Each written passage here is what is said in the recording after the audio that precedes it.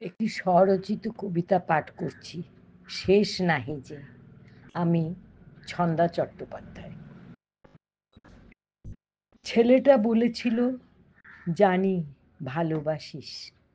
না, কোনো প্রশ্ন নয়, দু চোখে ছিল দৃঢ় প্রত্যয়।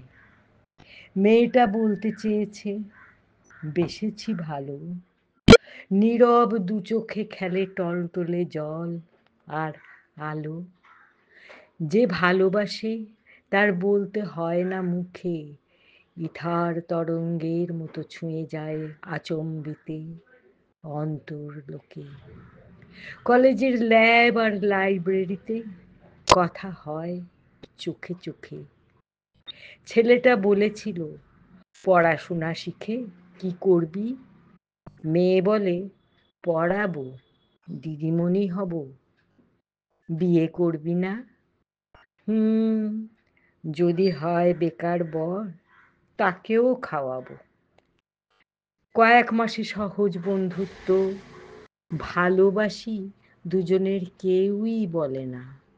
আশ্বাস আর শান্তির আশ্রয় বুকে। তবু অশান্ত হয় ৭০-এর দশক। শোষণমুক্ত সমাজ গঠনের আহ্বান শোনে মেধাবী ছেলেটি। তার ভালোবাসা তখন প্রান্তিক জনগোষ্ঠীর ক্ষমতায়ন।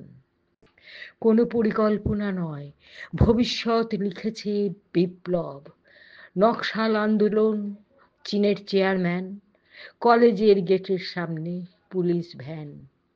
হাত মুচড়ে হিঁচড়ে টেনে কনুইবে টপ টপ রক্ত ফোঁটা। তবু চিৎকার, স্লোগান, বন্দুকের নল শক্তির উৎস। বিদ্রোহ আজ, বিপ্লব চারিদিকে। লকআপেই শেষ বিপ্লবের স্বপ্ন। মেয়ের বুক ভাঙা পাথর প্রেম লিথোফাইটিক হয়ে ফুটে ওঠে। সময়ের কোষ্ঠী পাথরে শিলালিপি খোদিত হয়, ভালোবাসি, ভালোবাসি। পাঁচটি দশক পার, খেলা শেষ, সংসার, সংসার। একলা মেয়ে একলা আকাশে আজও খুঁজে চলে।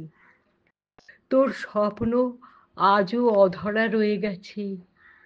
তোদের আজ খুব দরকার বন্ধু, তোদের আজ খুব দরকার।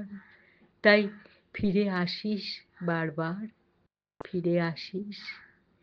এই বৃদ্ধ ঠোঁট শুধু সেই স্বপ্নকেই ছুঁয়ে আছে। এই বৃদ্ধ ঠোঁট শুধু সেই স্বপ্নকেই ছুঁয়ে আছে। নমস্কার, ধন্যবাদ।